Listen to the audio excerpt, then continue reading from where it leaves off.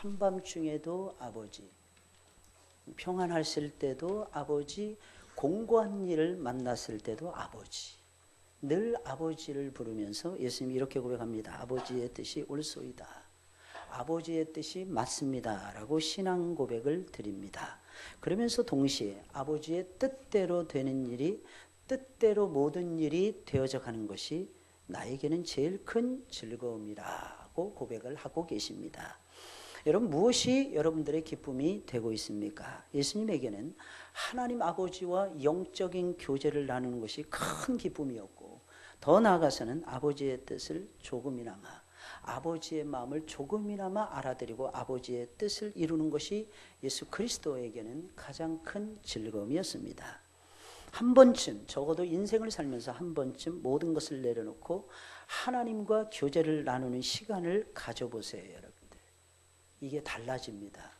한 번쯤 모든 것을 뒤로 하고 여러 가지 근심, 걱정, 아픔, 상처 이런 거 다 내려놓으시고, 누구와의 관계 이런 거 다 내려놓으시고 하나님 아버지와 교제하는, 하나님의 품으로 깊숙하게 들어가셔서 안기는 이런 영적인 시간을, 영적인 교제의 시간을 가져보시기 바랍니다. 이게 달라요, 여러분들. 하나님의 음성을 정말 집중적으로 한번 들어보세요. 하나님이 나에게 뭐라고 말씀하시는지. 내가 그동안 읽어왔던 성경을 쭉 읽으셔도 됩니다. 이제는 이제 겨울을 앞두고 있으니까 나에게 또 사명이 또 필요하구나. 디모데전서와 디모데후서와 디도서를 읽으면 좋겠다 해서 디모데전후서와 디도서를 읽는 것도 하나의 방법입니다. 거기에 읽어보면 내가 어떤 존재인지 알 수 있고, 내가 어떻게 살아야 되는지, 하나님의 위로가 나에게 어떻게 쏟아지는지, 내가 그릇인지 아닌지, 하나님이 사용하시는 그릇인지 아닌지 명쾌하게 여러분들이 이해할 수가 있게 되는 것입니다. 이런 시간이 저와 여러분들에게 너무너무 꼭 필요하다는 것입니다. 하나님의 뜻을 한 번이라도 이루어 드린 일에 온 정성과 온 마음과 온 생각을 한번 쏟아 보시기 바랍니다. 하나님의 일을 이루는 일이에요. 하나님의 뜻을 이루는 일이에요.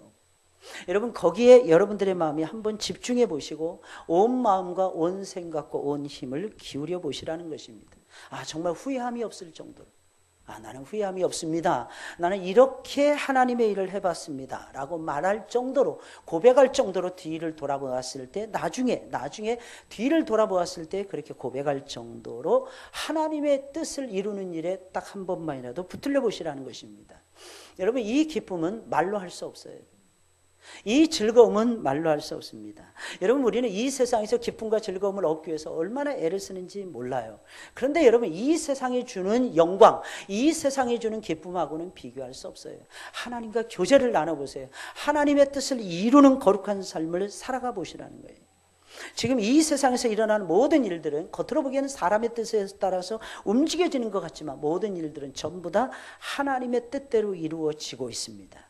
만약에 아버지의 거룩하신 뜻을 뒤로 한다면 이 세상에서 일어나는 모든 일들을 이해할 수 없을 것입니다. 왜냐하면 이 세상에는 우리의 상식을 초월하고 우리의 지식으로는 도저히 이해할 수 없는 일들이 이 세상에서는 아주 빈번하게 이루어지고 있기 때문입니다. 오직 하나님의 뜻이란 말밖에는 설명할 길이 없는 일들이 우리 주변에는 참 많이 일어나고 있다고 하는 사실입니다. 그래서 저와 여러분들은 어디에 집중해야 되느냐? 하나님의 뜻에 집중하셔야 됩니다. 과연 나를 향하신 하나님의 뜻이 무엇인가 하는 거예요. 우리 교회를 향하신 하나님의 뜻이 무엇이냐는 것입니다. 우리 부서를 향하신 하나님의 작전과 하나님의 계획이 어디 있느냐는 것입니다. 그래서 하나님의 뜻 가운데서 이해하게 되면요, 모든 것이 보이게 됩니다. 왜 잘 안 보일까요? 눈을 감고 있으면 안 보이죠. 여러분, 귀를 막고 있으면 아무것도 들리지 않습니다. 어제 전도하러 밖에 나갔는데 청년들이 많이 왔다 갔다 지나가더라고요. 잠깐만요. 그래도 그냥 지나가더라고. 처음엔 저를 무시하고 지나가는 줄 알았어요. 근데 나중에 보니까 귀에다가 전부 다 뭔가를 꽂고 있더라고요. 딴 거를 전부 다 듣고 있고, 요즘에는 전부 다 자기 영역, 자기 생활밖에 몰라요. 그러니까 하나님의 능력을 받지 못해요. 여러분, 능력은 하나님이 주시는 거거든요. 능력은 절대로 사람이 줄 수 없거든요. 하나님이 주시는 거거든요. 근데 하나님과 단절되어 있는 거예요. 마음이 닫혀져 있는 거예요. 여러분, 귀가 닫혀져 있는 거예요. 눈이 떠지지 않는 것입니다. 그러니 뭘 봅니까? 여러분, 무슨 음성을 듣겠습니까? 여러분? 그래서 혼자 자기만의 세상을 많은 사람들이 살아가고 있다는 것입니다.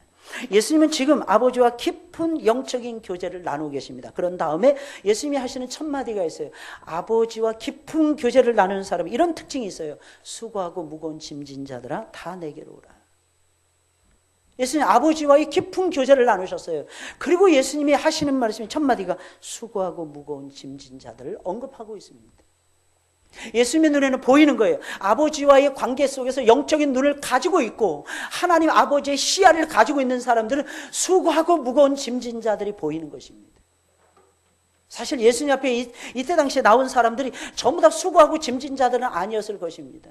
인생 나름대로 열심히 사는 사람들이 많았을 것입니다. 자기만의 생각에 빠져가지고 나는 이 정도면 괜찮은 삶을 살아가고 있어 라고 자부심을 가지고 살아가는 사람들도 분명히 있었을 것입니다. 그런데 예수님의 눈에는 그렇게 안 보였던 거예요. 예수님의 눈에는 그들이 어떻게 보이냐, 수고하고 무거운 짐진 자들로 보였다는 것입니다. 그래서 예수님 부르시는 것입니다. 수고하고 무거운 짐진 자들아 다 내게로 오라는 것입니다. 사람들을 초대하고 계십니다. 28절에 나와 있는 말씀이에요. 하나님과 깊은 교제를 나눈 후에 예수님의 입에서 흘러나오신 첫마디, 그 첫마디가 무엇입니까? 수고하고 무거운 짐진 자들을 부르는 첫마디였습니다. 그리고 그들을 다 내게로 오라 초대하는 메시지였어요.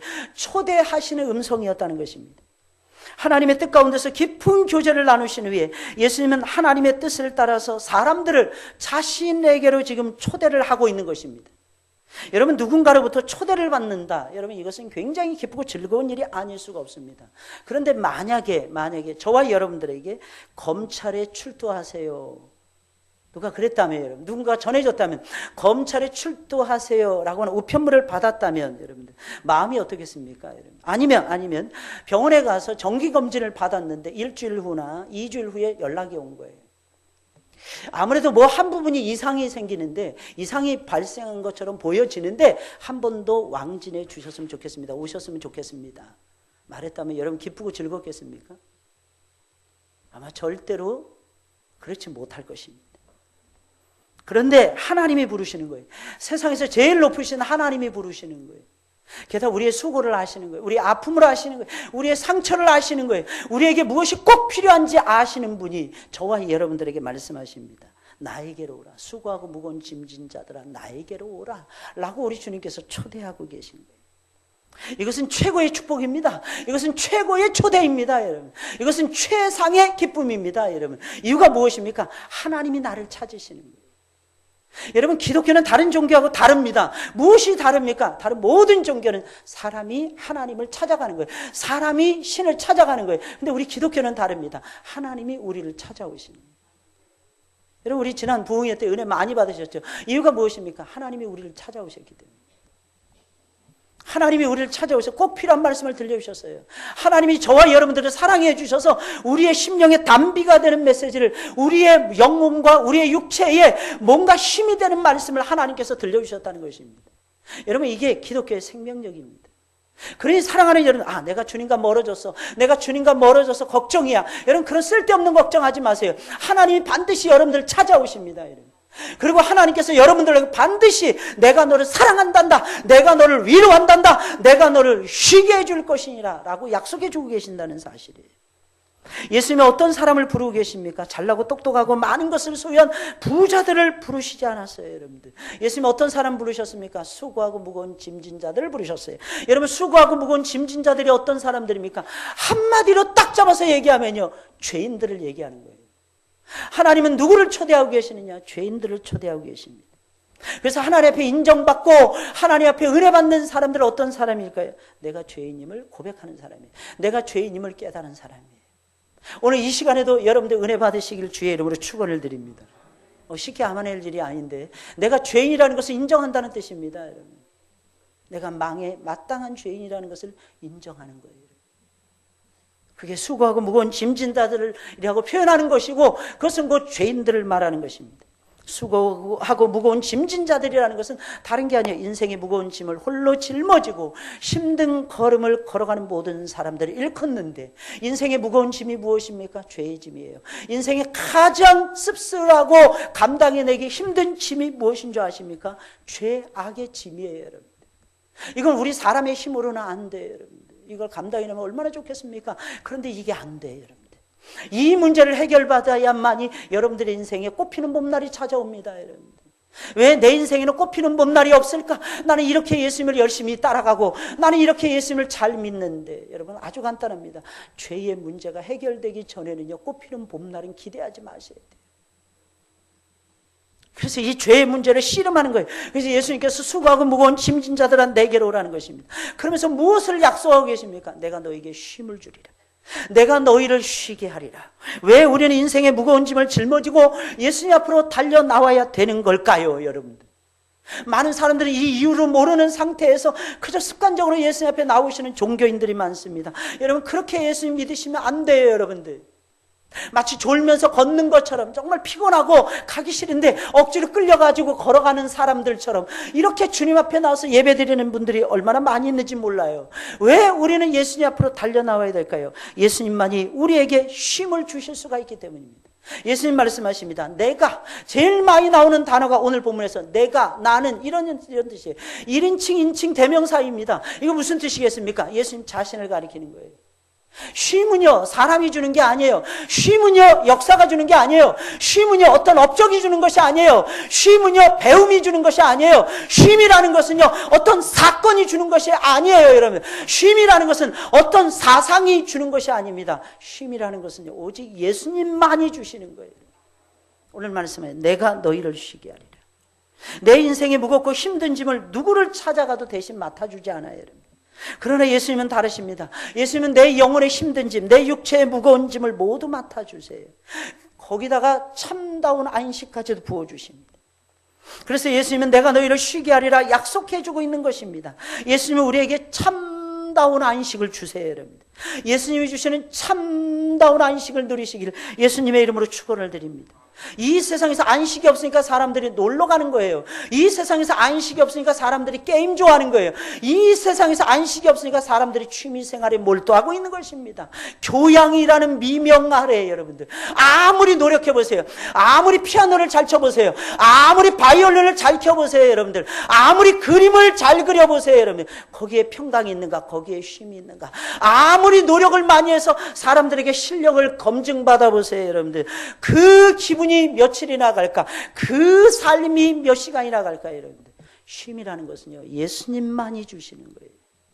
주님이 주시는 안식을 마지막 날에 누릴 영원한 안식을 가리킵니다. 영원한 안식. 마지막에 우리가 영원히 누릴 영원한 안식. 또한 이 안식은요, 주님이 주시는 안식은 일상에서 벗어나게 만들어서 모든 분쟁과 모든 다툼과 모든 갈등을 해소시켜 주면서 하나님이 베풀어 주시는 평강 속에서의 안식을 의미하는 것입니다. 인생에 무겁고 힘든 짐을 짊어지고 고생하면서 살고 있습니까? 다 그렇게 살아가고 있어요. 이 땅에 땅을 밟고 있는 모든 사람들은 다 그렇게 살아가고 있습니다. 예수님께로 나오세요, 여러분들. 예수님께로 나오시면 그분이 그 모든 짐을 내려놓고 여러분들이 내려놓으시면 쉴 수 있도록 해주실 것입니다. 죄에서의 해방은 기본입니다, 여러분. 율법의 속박에서의 자유함은 하나님이 우리에게 주시는 보너스입니다, 여러분. 불안과 염려로부터 완전한 자유까지 저와 여러분들이 맛볼 수가 있습니다. 그것을 어디에서 맛보냐? 예수님 안에서. 예수님 안에서 맛보시기를 예수님의 이름으로 축원을 드립니다. 그럼 어떻게 하면 이 쉼을 얻을 수 있습니까? 어떻게 하면 모든 문제를 해결을 받고, 여러분. 우리가 안고 있는 여러 가지 문제, 영적인 문제, 육신의 문제, 삶의 문제, 먹고 사는 문제, 옷의 문제, 여러분, 자녀의 문제, 여러분들 엄청난 문제에서 해결을 받고 참다운 안식을 누릴 수가 있는 것입니까? 그것은 하나님 아버지께서 이 세상과 오는 세상에 있는 모든 것을 예수님에게 다 주셨기 때문입니다. 예수님 손에 전부 다 있어요. 27절에 있는 말씀 보니까 내 아버지께서 모든 것을 내게 주셨다라고 예수님 말씀하고 계세요. 예수님이 이게 제일 자신 있는 거예요. 예수님이 이게 제일 자부심이 있는 거예요, 여러분들. 아버지께서 내게 모든 것을 주셨다는 거예요. 그래서 예수님이 참 희한하십니다. 여러분, 빌라도를 비롯한 수많은 높은 사람들 앞에 예수님이 끌려가시는데 예수님 요동치 않으세요. 예수님이 흔들림이 없으십니다. 예수님이 심지어는 긴장도 안 하세요. 세상에서 제일 높은 사람, 그러니까 너무 기분이 나쁘니까 이렇게 말하는 거예요. 예수님을 신문하는 모든 사람들이 하는 말이 내가 내 목숨을 살릴 수도 있고 죽일 수도 있는데 예수님이 인지하지 못하고 있는 것처럼 보여졌기 때문에 근데 예수님은 그렇게 믿고 있지 않았어요. 내 목숨과 내 삶은 오직 아버지 손에 달려있다. 사랑하는 여러분들 믿으십니까? 여러분? 은혜 받았다는 것이 도대체 무엇입니까? 아버지 손에 달려있음을 인정하는 것입니다. 아버지에게 내 삶의 주권을 다 내어드리는 거예요. 내 시간도 내 시간이 아니라는 거예요. 내가 가지고 있는 물질도 내 물질이 아니라는 것입니다. 내가 누리고 있는 건강도 내 건강이 아니라는 것입니다. 아버지께서 나에게 주신 것이라는 거예요.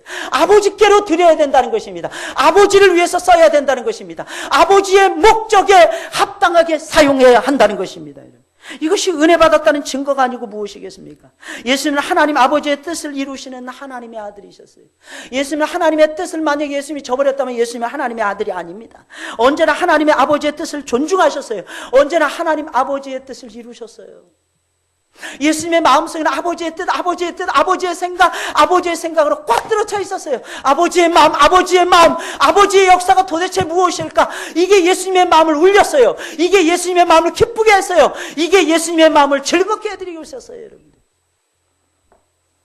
그런데 신기한 것은 아버지의 뜻이 예수님에게 다 가는 거예요. 아버지의 뜻이 예수님을 통해서 이루어지는 거, 아들 되신 하늘과 땅의 모든 권세가 전부 다 예수님의 것이었어요, 여러분. 심지어는 어떤 사람이 안고 일어서는 것까지 예수님의 것이었습니다, 여러분. 그래서 예수님은 내가 너희에게 죄사함을 주노라 예수님은 선포하실 수가 있었던 것입니다. 이것 때문에 대제사장굴이 빡 돌았던 거예요, 여러분들. 저가 누구이길래 감히 그러냐는 거예요. 아니죠. 아버지께서 주셨으니까, 여러분들. 아버지께서 주셨으니까 예수님은 정당하게 사용하실 수밖에 없었던 것입니다. 하늘과 땅에 있는 모든 것, 예수님 안에 있는 모든 것, 아버지 속에 있는 모든 것이 전부 다 예수님의 것이었어요. 우리에게 있어야 하는 모든 것이 기억하셔야 됩니다. 이 말씀은 예수님 안에 있다는 것입니다. 잘 믿겨지지 않죠, 여러분들? 어떻게 돈이 예수님 안에 있을까요? 돈을 만드신 분이 예수님이세요, 여러분들. 인생을 풍요롭게 하기 위해서 물질을 만드신 분이 예수님이 아니십니까? 그 물질을 가지고 인간이 머리를 써가지고 돈이라는 걸 만들어냈어요, 여러분들. 예수님의 것입니다. 우리에게 건강, 여러분 생명 주셨어요. 여러분 핏줄이 흘러가게 했어요. 신경이 흘러가게 했어요. 누가 만드신 거예요? 여러분들이 만드신 것입니까? 여러분? 아니 로봇으로 만드신 것입니까? 아니에요. 사이보그 인간입니까? 절대로 아닙니다. 하나님이 만드신 거예요. 여러분 영적인 것 누가 하십니까? 주님이 하세요. 우리 마음의 외로움을 누가 알아줄까요? 우리 마음의 쓸쓸함을 누가 알아줄까요? 여러분들 아무도 몰라줘요. 근데 주님은 알아주십니다. 내가 너를 사랑한단다. 내가 알면 됐지. 주님이 오셔서 말씀하세요. 근데 우리는 맨날 안 돼요. 그러는 거예요. 더 필요해요. 필요한 모든 것도, 여러분들이 필요로 하는 모든 것도 예수님 안에 전부 있어요. 그러니 주님을 신뢰하고 나아가기만 하시면 당면한 모든 문제를 해결하는 것은 기본입니다. 영원한 쉼과 영원한 안식까지 누리게 될 것입니다. 아무리 돕고 싶어도 도울 힘이 없으면 못 돕는 겁니다. 그러나 예수님은 달라요. 도울 힘을 갖추고 계십니다. 예수님은 도울 수 있는 지혜를 갖추고 계십니다. 도울 수 있는 능력과 지혜와 능력을 전부 다 가지고 계십니다. 얼마든지 도우실 수가 있습니다. 두 번째로 우리를 부르시는 주님은 마음이 온유하고 겸손하신 분이에요. 그래서 예수님 앞에 나아가야 돼요. 예수님이 자신 있게 나오라고 하는 이유가 무엇입니까? 하늘과 땅의 모든 권세가 다 주님 손 안에 있어요. 두 번째는 예수님의 마음 자체가 온유하고 겸손한 거예요. 이 말은 무슨 말일까요? 안 주시는 분이 아니라 안 주실 수가 없다는 것이 마음이 온유하고 겸손하니까 당연히 쉼을 얻을 수가 있는 거예요. 29절에 있는 말씀, 나는 마음이 온유하고 겸손하니 예수님의 성품은 어떤 부정하고 못된 사람이라도 능히 품어내실 수 있을 정도로 온유하고 겸손하셨어요. 이것의 의미를 착각하시면 안 됩니다. 온유와 겸손하니까 전혀 화를 내지 않다, 분노하지 아니에요. 분노하셨어요. 예수님이 얼마나 많이 화를 내셨는지 몰라요. 온유하고 겸손하다는 것은 화를 안 낸다 이런 뜻이 아닙니다. 기꺼이 종이 된다는 뜻이에요. 온유하고 겸손하다는 기꺼이 종이 되어서 다른 사람을 섬기는 마음을 가리켜서 온유하고 겸손하다고 얘기하는 것입니다. 다른 사람을 위해서 기꺼이 고난까지도 감내하는 마음을 가리켜서 온유하고 겸손하다고 표현하시는 것입니다. 우리와 같은 인생들, 우리네 인생들은 흉내도 못 내죠. 우리네 인생들은 일단 잘 돼야 돼요. 우리네 인생들은요, 내가 원하는 걸 풍요롭게 다 얻어야 돼요. 우리네 인생들은 사람들 앞에 좋은 소리 들어야 됩니다. 그런데 예수님은 다르셨어요. 예수님은 그런 것들이 없음에도 불구하고 예수님은 온유하고 겸손한 마음으로 섬기셨어요. 저와 여러분들도 온유하고 겸손한 마음으로 예수님의 마음을 가지고 살아가시길 주의 이름으로 축원을 드립니다. 예수님은 내가 기꺼이 너희의 종이 되겠다 이런 뜻이, 너희를 섬겨줄 것이며 너희를 대신하여 고난까지도 감내할 것이니 무조건 나에게로 오기만 하라는 거예요. 내가 너희의 종이 되어서 너희를 어루만져 줄 것입니다. 그리고 너희를 대신하여 내가 고난, 아픔, 상처, 짐 다 짊어질 것이니 나에게로 오라는 겁니다. 예수님이 내 모든 허물과 죄를 담당하시고 사랑으로 항상 안아주시는데 어찌 그분의 품에서 안식을 누리지 못하겠습니까? 무슨 일이 있을 때마다 무엇이 제일 먼저 생각이 나십니까? 어떤 일이 딱 있을 때 나를 도울 사람이 생각나십니까? 내가 통장이 생각이 나십니까? 여러분, 아니면 어떤 좋은 달란트 재주 많은 사람들이 생각이 나십니까? 여러분, 어떤 일이 있을 때마다 하루에도 몇 번씩 일어나지만 그런다 할지라도 그 시간에도 예수님을 먼저 생각하셔야 돼요. 예수님께로 달려나오셔야 돼요. 신앙은요, 주님과 같이 걸어가는 거예요. 걸어간다는 말이 무슨 뜻이겠습니까? 항상 함께하는 거예요. 항상. 여러분들은 부흥회를 통해서 어떤 은혜를 받으셨는지 궁금해집니다. 아무한테도 제가 물어보지 않았기 때문입니다. 저는요, 이번 부흥회를 통해서 깨달은 것이 있어요. 더 기도하자. 더 하나님께 매달리자. 제가 아직도 목감기가 낫지 않아서 목소리가 조금 이상해, 피곤합니다. 근데 어제도 9시 기도회를 가졌어요. 참 감사한 건 그 전주간에는 사모님하고 저하고 두 사람만 예배를 드렸어요. 기도를 가졌어요. 어제는 무려 5명이 예배를 드리고 기도를 했어요. 저 깜짝 놀랐어요. 사랑하는 여러분들, 우리 장로님이 기도하신 대로 여러분 취업 준비생들 중에서 좋은 소식 들려온 사람이 한 사람도 아직 없어요. 대입하고 있는 아이들 중에서 단 한 명도 목사님 제가 합격했습니다 하는 아이가 없습니다. 위로가 되는 것은 우리 교회 고입을 앞두는데 특수고등학교에 당당히 합격을 했어요. 지난 주간에 면접을 보고 합격을 했어요. 그 아이가 유일합니다. 지금 현재까지. 우리가 이걸 붙이고 기도하기 시작한 지 2달, 석 달이 지나가고 있는데, 근데 여러분 어찌 2달이 쭉 뻗고 이불 속에 들어갈 수가 있겠습니까? 우리는 살아도 주를 위해서 살아요. 죽어도 주를 위해서 죽는 사람들이. 여러분, 주를 위해서 살고 주를 위해서 죽는다는 말이 무슨 말이에요? 영혼을 위해서. 내 소중한 자녀들을 위해서, 그리고 내 사랑스러운 성도들이 모이는 교회를 위해서 살고 죽는다는 뜻입니다. 여러분, 그 영혼 한 사람 한 사람 놓고 저와 여러분들이 기도하셔야죠. 너무 감사한 것은 여러분, 우리가 부흥회 때 은혜를 참 많이 받았다는 것입니다. 작년에도 은혜 많이 받으셨어요. 근데 작년엔 40일 특별 새벽 기도를 가졌어요. 그리고 올해는 어떻게 하다 보니까 당회에서 결의하는 것을 놓쳤습니다. 그 전에 은혜 받기 위해서 기도하는 건 결의를 했는데, 그 다음에 수험생들을 위해서 수능을 앞두고 다음 주 목요일 아닙니까? 그죠? 16일인가 이렇게 되지 않습니까? 우리 아이들을 놓고 해마다 기도했는데 우리가 특별 새벽 기도를 우리 당회에서 놓쳤어요. 여러분, 놓쳤다 할지라도 여러분 앞으로 한 10일 정도 남아있는데 우리 좀 깨워서 기도하면 안 될까요?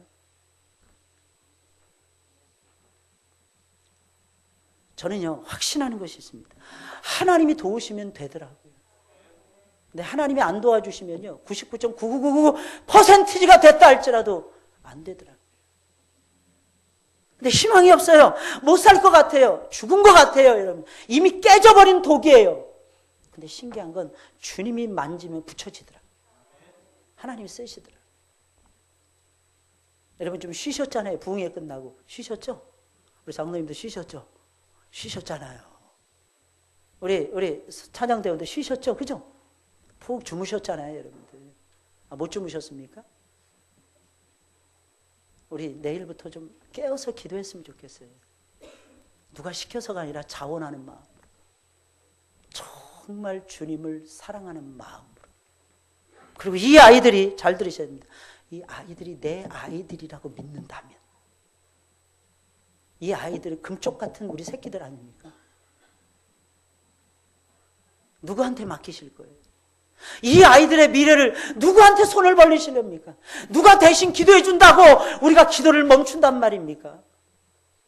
근데 여러분들이 결심하고 이 아이들의 영혼과 이 아이들의 장래를 놓고 기도하신다면 이 아이들은 열리고 성인이 되기 직전에 열리고 풀리는 기적을 체험하게 될 것입니다.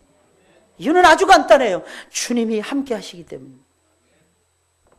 그러면서 우리 주님은 계속해서 쉼과 안식을 얻는 비법을 가르쳐주고 계십니다. 그 비법이 무엇입니까? 예수님께로 나오면 안식을 얻어요. 문제 해결을 받습니다.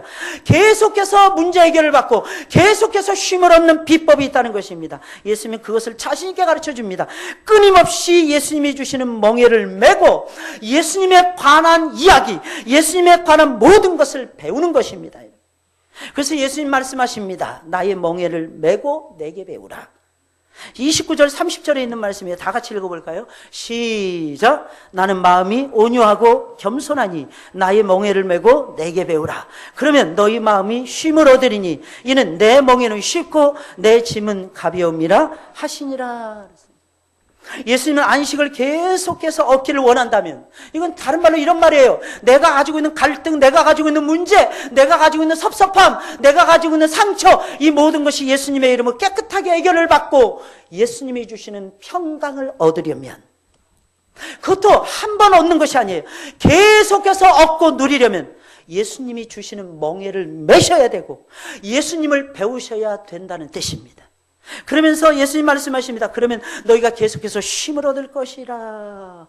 예수님은 자신 있게 들려주고 있는 것입니다. 여기서 쉼을 얻는다, 이런 뜻은 무슨 뜻이냐? 원문의 의미는요, 헬라어의 원문의 의미는 쉼을 얻는다 이런 뜻이 아니에요. 여러분들, 쉼이 있음을 발견한다 이런 뜻입니다.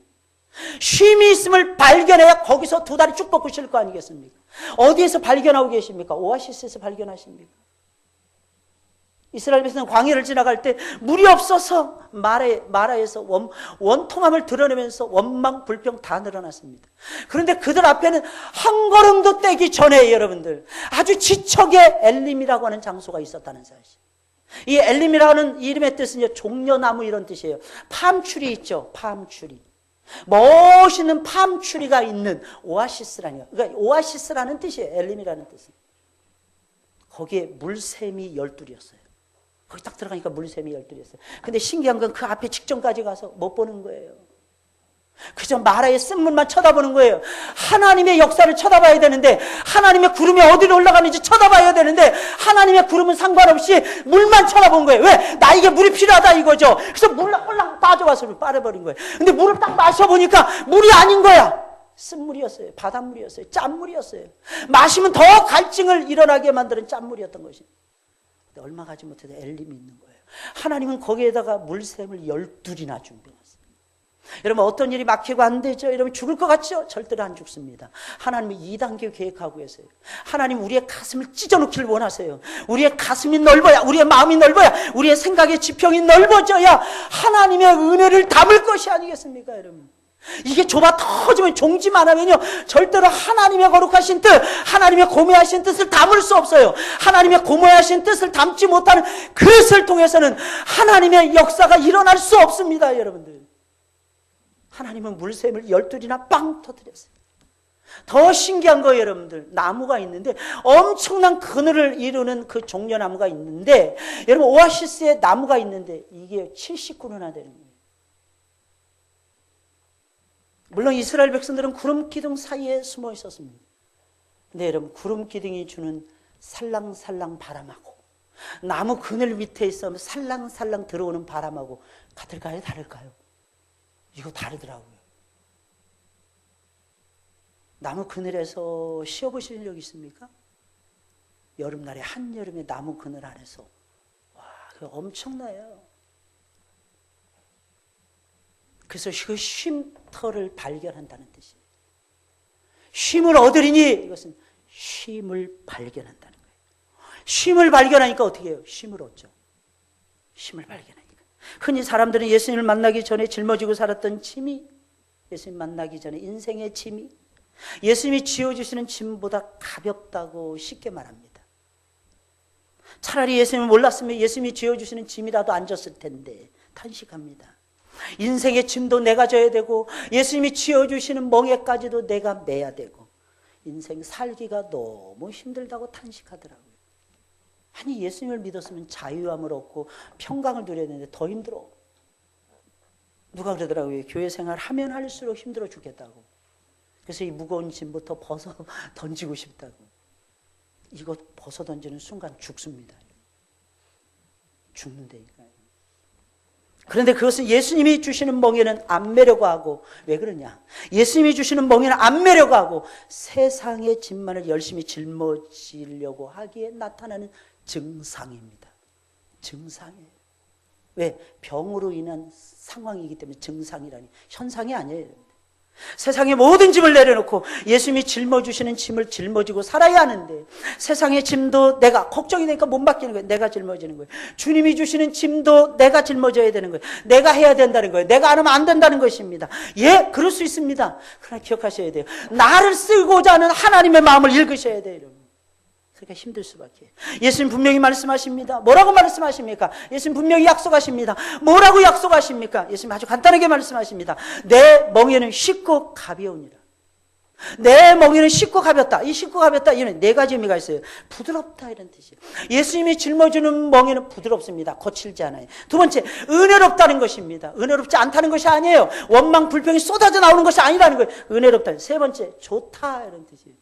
좋다라는 말은요, 헬라어로 아가도스라고 하는 뜻입니다. 너무너무 좋다, 이런 뜻이에요, 여러분들.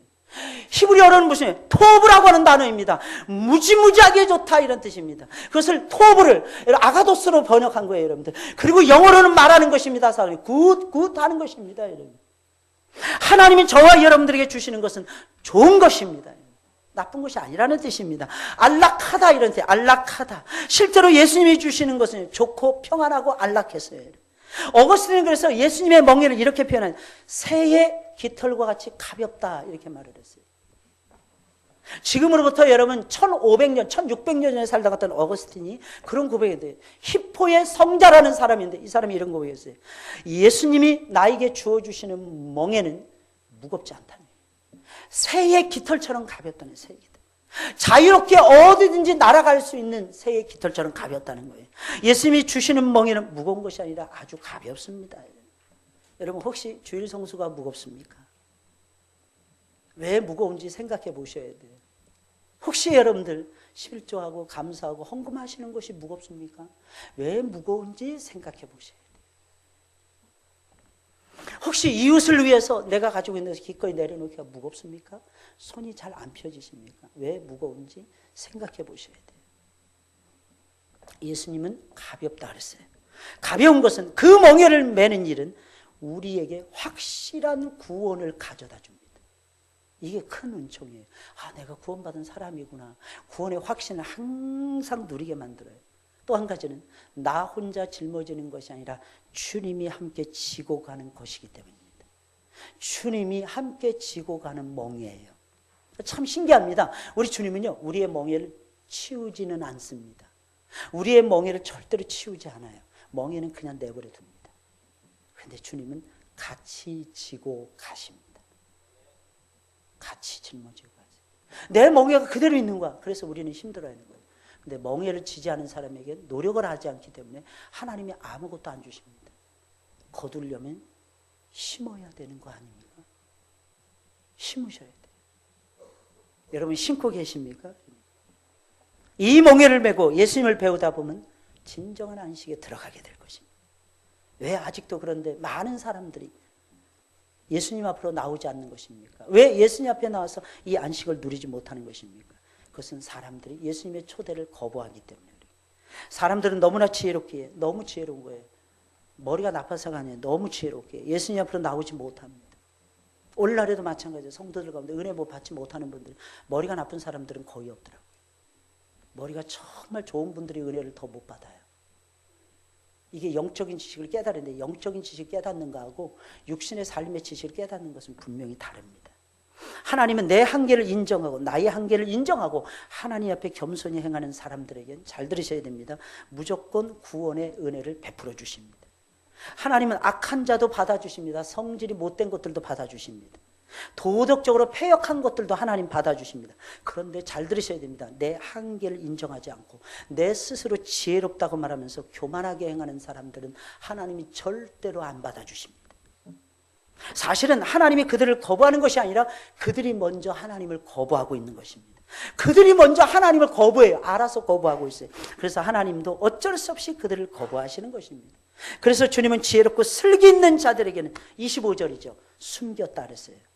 잘 보세요. 25절 다 같이 읽어볼까요? 시작. 아버지여, 이것을 지혜롭고 슬기 있는 자들에게는 숨기시고 어린아이들에게는 나타내심을 감사하나이다. 여러분, 어린아이들이라는 것이 뭐 어린아이를 얘기하는 것입니까? 실제로 아니에요. 영적인 어린아이들이라고 인정하는 사람들을 얘기하는 거예요. 쉽게 말씀드리면 예수님 믿으면 믿을수록 순전해지셔야 됩니다. 직분을 받으면 받을수록 제대로 잘 감당해내려면 더욱 순전해지셔야 돼요. 순전하지 않으면 하나님 앞에서 은혜를 못 받아요. 왜? 하나님이 숨기셨다. 어린아이들에게 나타낸다. 하나님이 주신 이성과 지혜를 사용하는 것은 지극히 당연한 인생의 모습입니다. 이성, 머리, 지혜 쓰셔야 됩니다. 하지만 이성과 지혜를 절대적인 것으로 신봉하고 경험할 수 있는 것만을 받아들인다면 19세기에 프랑스를 중심으로 일었던 합리주의나 18세기, 19세기에 유명했던 영국의 경험론이나 이런 거하고 다를 바가 무엇이 있습니까? 그때 대두된 것이 이신론, 이신주의였어요. 이성을 신으로 삼는 주의였습니다. 수많은 사람들이 이성을 신으로 삼았어요, 여러분들. 그래서 어떻게 된 것입니까? 1차 세계대전, 2차 세계대전이 일어나고 나치즘이 발생해서 파시즘이 나타나고 군국주의가 나타나고 제국주의가 팽창이 돼서 노예들 열심히 사다가 매매하고 말입니다. 이게 인간의 역사의 발자취였습니다. 하나님을 만나고 하나님을 사랑하면 지각이 좋아집니다. 근데 그 지각으로 하나님 앞에 겸손하셔야지. 교만하시면 안 돼요. 이 지각을 가지고 이해되는 것만 받아들이겠다고 한다든지, 내 마음에 이해되는 것만 받아들이겠다고 한다든지, 내가 할 수 있는 일만 하겠다고 한다든지, 그러면 하나님은 우리에게 우리가 할 수 있는 일만 맡겨주실 것입니다. 그러면 늘 우리는 인생의 한계라는 바운더리스 테두리 안에서 맨날 숨죽이면서 살아가야 할 것입니다. 숨을 좀 편안하게 쉬면서, 오 주님, 나를 사용해 주옵소서. 내가 여기 있나이다. 나는 하나님 앞에 아무것도 알지 못하는 죄인입니다. 내가 깨달은 것은 지푸라기만 또 못한 것입니다. 주님. 어찌 하나님을 아는 고상함이 내게 있다고 말할 수 있겠습니까? 오 주여, 나를 오늘도 불쌍히 여겨 주옵소서. 그럼 주님이 얼마나 기뻐하실까요? 바울은 그랬어요. 내가 늘 고백해, 내가 포행자요, 회방자요, 핍박자요. 하나님 나라를 침해하는 어리석은 자라는 뜻이에요. 한참 주의를 하는 과정 속에서도 그 고백을 바울은 쉬지 않고 토해냅니다. 여러분 잘 들으셔야 됩니다. 지혜로운 사람들은 나쁜 짓을 하지 않습니다. 나름대로 열심히 살려고 노력까지 합니다. 그런데 그것 때문에 하나님을 무시한다든지, 하나님을 거부한다든지, 자신의 지혜만 믿고 날뛴다면 그것은 악한 것입니다. 오히려 더 악한 것입니다. 그런 사람은 자신이 다른 사람들보다 약간 나은 면이 있다는 것 때문에 하나님을 믿는 사람들을 우습게 여깁니다. 심지어는 하나님까지도 무시합니다. 그러니 하나님도 그들을 거부해 버리시는 거예요. 그러니 만약에 우리가 이것저것 다 따져보고 다 재어보고 행동을 한다면 주님이 말씀하시는 쉼은 얻을 수 없을 것입니다. 하나님 손에 있어요. 예수님 손에 다 있다니까요. 그분은 온유하고 겸손하시다니까요. 오직 그 예수님만 붙들고 승리하시는 우리 성도님들이 되시길 주의 이름으로 축원을 드립니다. 다시 한번 묻겠어요. 특별 새벽 기도에 또 해야죠, 그죠? 할렐루야. 마음의 소리가 이렇게 시원찮으세요. 우리 수능 끝날 때까지라도 해야 되겠죠? 그죠? 좀 해보자고요, 여러분. 하나님이 얼마나 좋아하시겠어요? 억지로 아닙니다, 여러분. 하기 싫으면 안 하셔도 돼요. 괜히 입이 대빨이 나와가지고 오늘 목사님이 이상한 거 나한테 강요했다 그러지 마시고요. 저는 여러분들을 사랑하기 때문에 이런 말씀 들려드리는 거예요. 제가 바보처럼 놓쳤기 때문에. 부흥에 쭉 이어가야 되는데 생각해 보니까 좀 쉼은 필요하겠더라고요. 근데 쉬었잖아요. 그죠? 붕괴 끝나고 며칠 잘 쉬셨죠? 할렐루야? 죽겠죠. 그죠?